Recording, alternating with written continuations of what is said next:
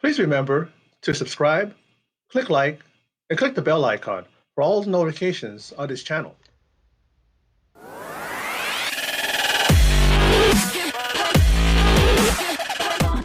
Who among you out there were this, wondering if Nia Jax was going to have another match this week?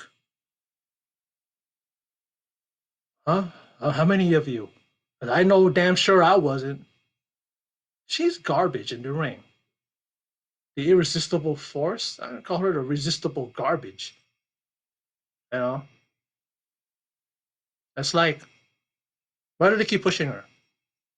And of all people, that they put her in the qualifying match for the women's ladder Money in the Bank ladder match. And they feed Kairi Sane to her. I'll talk about it during the damn top 10 Raw moments from WWE for April 13.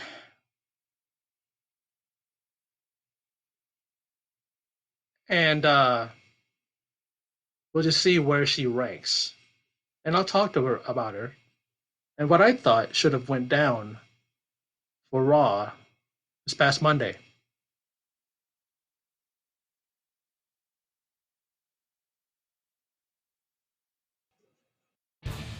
Okay, here we go. Top 10 Raw moments for April 13, 2020. I actually felt sorry for Bobby Lashley for once. Lana was annoying as fuck. What the fuck was she doing yelling? She does it with Rusev, back in the day, but the way she was doing it was she was just, look at me, I want to be an annoying character so that I could put Bobby Lashley on a road to, to breaking up with me. So I'll make myself even that more annoying to him. This was a good match. I just wish that Cedric and Ricochet, would have won. That was sloppy. Here we go. The resistible garbage. Oh, now Nia Jax. Look at this. Look at the power of Nia Jax. Yeah, lifting all of 95 pounds of Kairi Sane. She's powerful. And Kairi Sane in a lot of trouble. A Samoan drop. Nia Jax Annihilator. What happened to the DDT that she borrowed from Paige?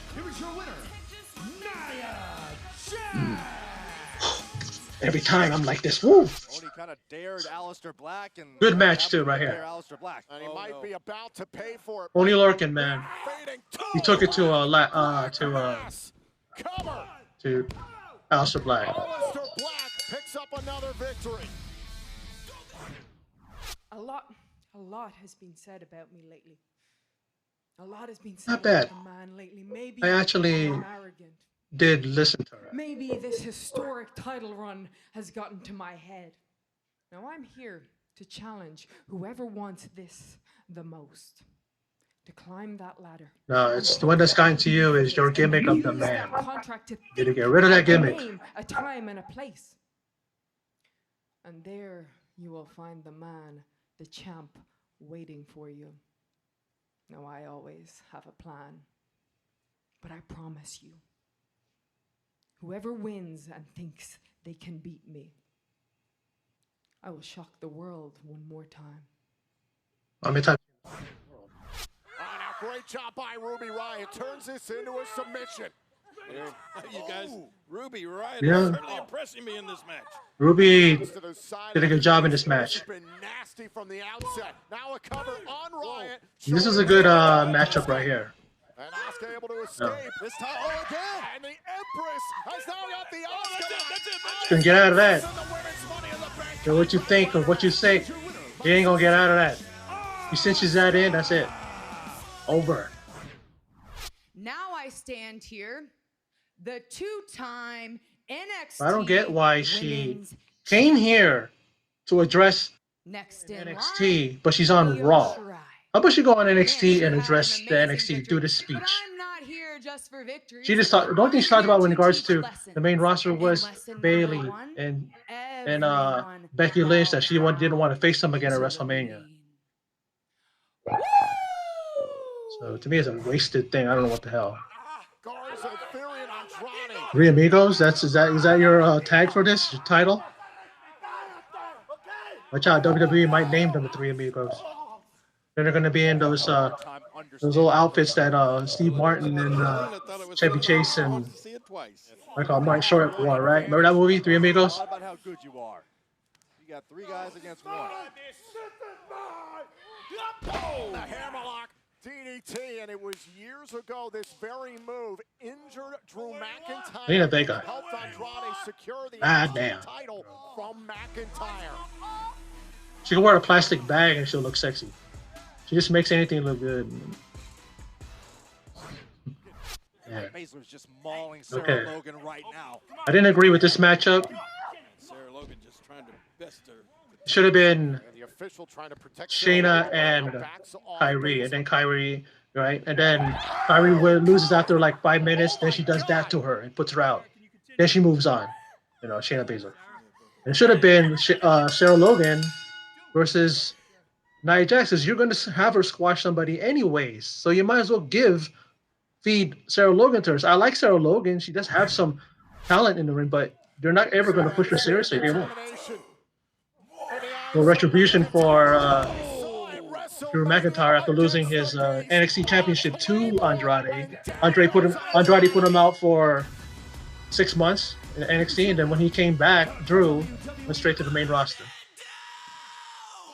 Wait a minute. This one I don't agree. With a chop block from behind, the WWE champion is injured. It's the Messiah. Talk about somebody who's a new person that I can't stand. It's Seth Rollins. Walking around with that look on his face. Every time they saw him in the backstage, he's like stone-faced and, oh, I was crucified at WrestleMania. Now I'm resurrected. No, it don't work. And then what are they gonna do? They're gonna feed Drew to him? You know? There's gonna be a series of matches starting at Money in the Bank, then whatever pay-per-view happens between that and then SummerSlam, and that'll be the culmination. He wins the title then. Seth, you don't need the title anymore. Why does he need the title He anymore? was crucified and now He doesn't. he's been resurrected. You know? He doesn't need that.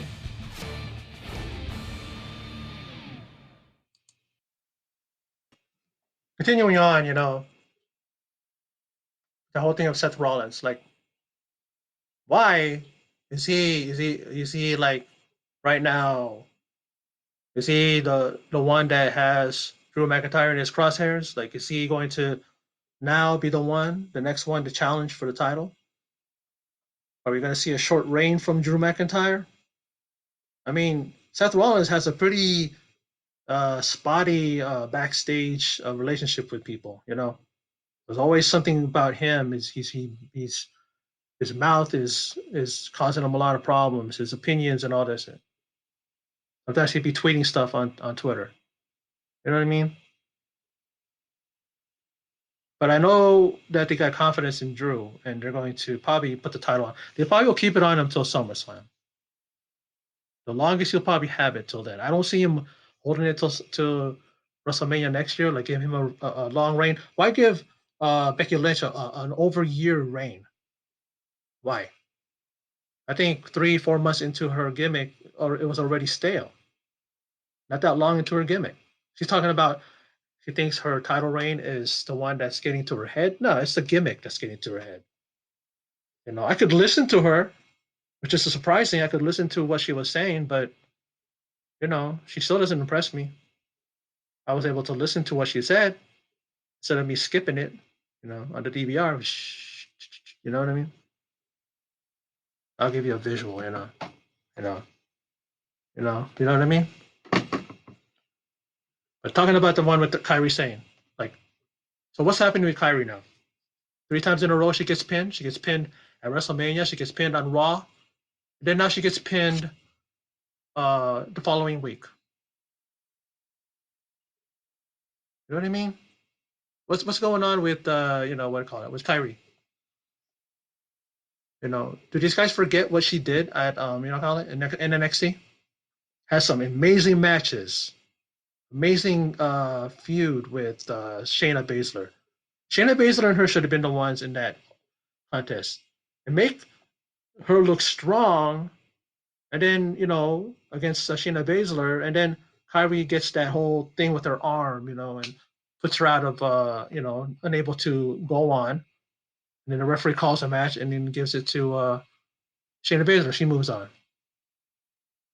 They put her with Nia Jax, and I counted it. It was like 2 minutes and some odd seconds. Kyrie Sane, are you insane? You know what I mean? It's crazy, WWE. You guys are insane that you do that to Kyrie Sane. They should have gave Sarah Logan to what do you call it? To Nia Jax, because Nia Jax is going to win. She ain't going to lose after coming back. They want to make her strong. Don't know why. I still stand by me saying she's she's resistible garbage. You know, she ain't no irresistible force. What's so irresistible about her force? What's irresistible about her?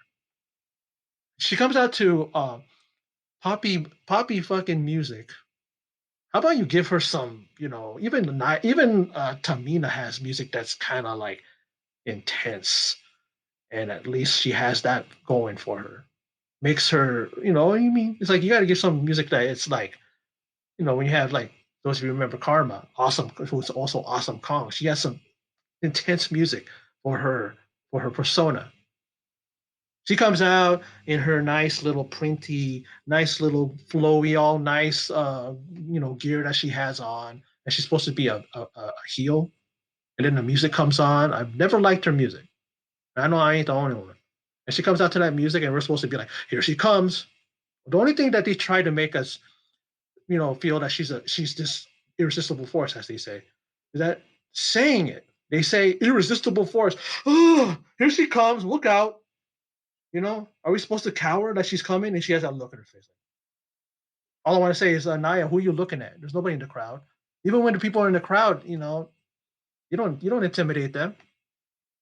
You are reckless in the ring. I don't care what anybody says. Y'all can fuck off.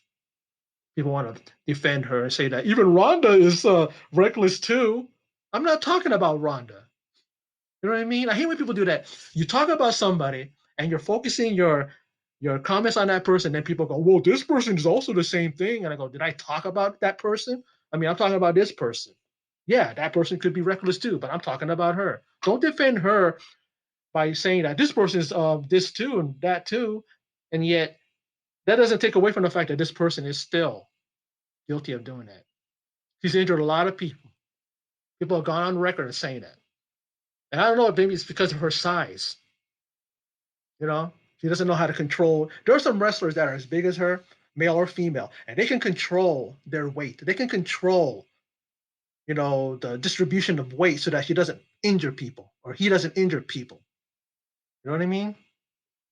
But I was waiting to do this video so I could tear into this part, about Nia Jax. I'm tired of her. I really am. And I know there's some people out there that are tired of her too. But then again, there's people out there that are tired of everybody. People are always talking about Drew McIntyre. When is going to be the time when people are going to flip on him and start booing him? And they did that to Seth. They did it to Daniel Bryan. They did that to, all these people that were supposed to be, the one that's going to be the one that everybody cheers for. But then yet you guys are so fickle. You start booing for somebody because you got tired of the person. What, after a month or two? You know, don't be like that, man. Don't be those people that are like, so flaky. They're so, you know, always like that. They want to get on that bandwagon. And then, hey, this is my next stop. I want to get off the bandwagon. You know, don't be like that. Don't be like everybody else. Have your opinion. Don't be afraid of, oh, somebody's gonna tell you, oh yeah, you like that guy? He suck. He's tired now. I'm tired of looking at him. Yeah, after 3 months or after a few months.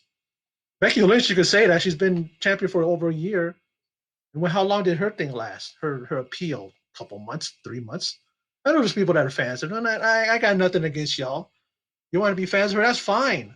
It doesn't take away from the fact that it's starting to get stale, and she needs to do something. I thought she was going to leave with Seth Rollins after WrestleMania and just go off, make me go on vacation. A little bit, recharge, come back, and start over again, or recharge those batteries and come back again. Be recharged. But yeah, I mean, this was what it was. I mean, we saw thing I liked though is I liked when there was that backstage segment they're getting interviewed the Street Profits and talking about beating these tag teams and likes this, successfully defend their titles 2 times, and then Bianca Belair is just like, She and it goes, how? When was the last time you faced? I mean, you beat the, the what do you call it? The Viking Raiders, and they're like this. Yeah, like that. She went like that, and she goes 0. I mean, I love her feistiness, man. And her husband was like, not as far as like looking at him, like her, like, damn, what's up wrong with you? She's all, you gotta, prove that you can beat them. Apparently, I guess they're going to be defending their titles against the Viking Raiders. I wish Ricochet and Cedric would have won because they're a good tag team. They're starting to show what they can do. And of course, they have the qualifying matches for the Money in the Bank. Right, you got Aleister Black taking on Austin Theory, who I guess he's the main roster guy now. I thought it was just going to be a temporary thing to replace Andrade at the tag team title match for the Raw tag team titles at WrestleMania. But I guess he's on, maybe he's on both shows. I don't know, but he's going to be, he could be representing, you got to call it NXT. Who knows? And then that's going to be interesting because his manager apparently now is Zelina Vega, and that is Aleister Black's real life wife. Zelina Vega is, and she was his wife too when he was battling Andrade, and she still was getting in his face and doing the things. So it'll be business as usual, I'm sure. That's why he had MVP in a VIP lounge, and he's apparently put himself in a match, and he's taking on Apollo Cruz. That'll be a decent match. Maybe not. I'm trying to give them a benefit of the doubt, but I don't think it's going to be really anything special. And what was the third one? First time matches too, guys. What was that third one? I forgot. Hmm. But nevertheless, they're all going to be, I guess matches that just kind of keep your eyes open, and makes you just okay. Who's going to go into the Money in the Bank, match? I'm going to make some predictions. It's going to definitely be Aleister Black over Austin Theory.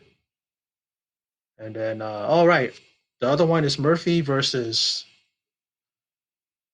Rey Mysterio. And they basically brought up the fact that that's the only thing that he has not done is be Mr. Money in the Bank. He even brought up the fact that after having won successfully defended his title, he was WWE champion, I believe, or World Heavyweight. I think he was WWE champion, but he was World champion, whatever.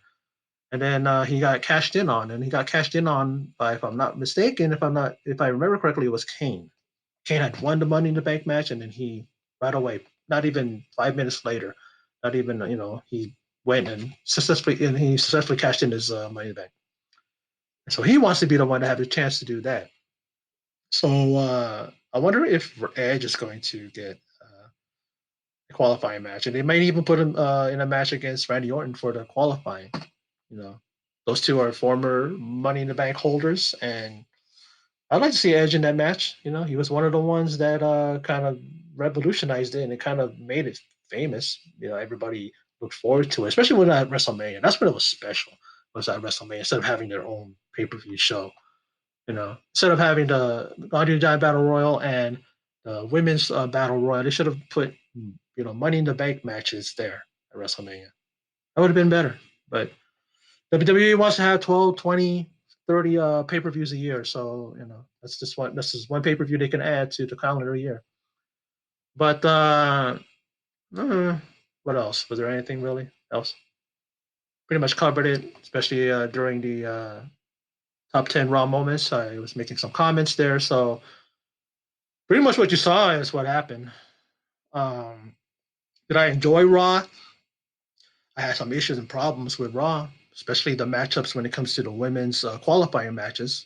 Should have been some switch of women there, and would have made a better story and made better sense than just feeding, Kyrie to the irresistible garbage that is Nia Jax, and then Sarah Logan within what, I don't know how long, not even that long, and she gets her arm stepped on, like thing, you know. And Sarah Logan, she sold that well. I mean, if she really did get injured, I doubt it, but she sold it well to make it look like it, hurt. But yeah, that's about it. That's about it for my reaction to the top 10 Raw moments and my thoughts on Raw this week. So for those of you who stopped by and checked out my video, I appreciate it. For those of you who have not subscribed yet, please do so. I'd appreciate it. I'm right now at 201 subs, and that means a lot to me because it took me almost a year to get 100 last year, and it only took me to get another 100 only in about 3 months. And that's big for me because it's hard. You understand, folks? It's hard to get subs nowadays, especially on YouTube. They make it pretty hard for the smaller guys and the gals to get up there. But if I keep going at this pace, I may hit 1,000 before the year's end, and that would be so much of an accomplishment for me. It would mean a lot.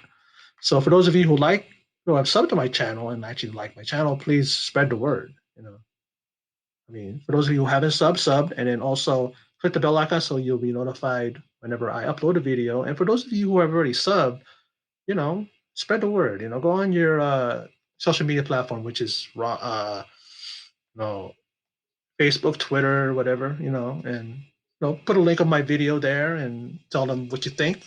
Because apparently there's some of you that really enjoy my content, and I appreciate that. And even have told me that you've been someone out there's one person out there that's telling me that they've been a fan from day one, and that's awesome.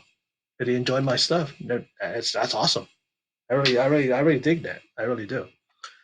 And well, I'm gonna sign off right now. And for those of you who stopped by, I appreciate it. And in closing, and as always, take care.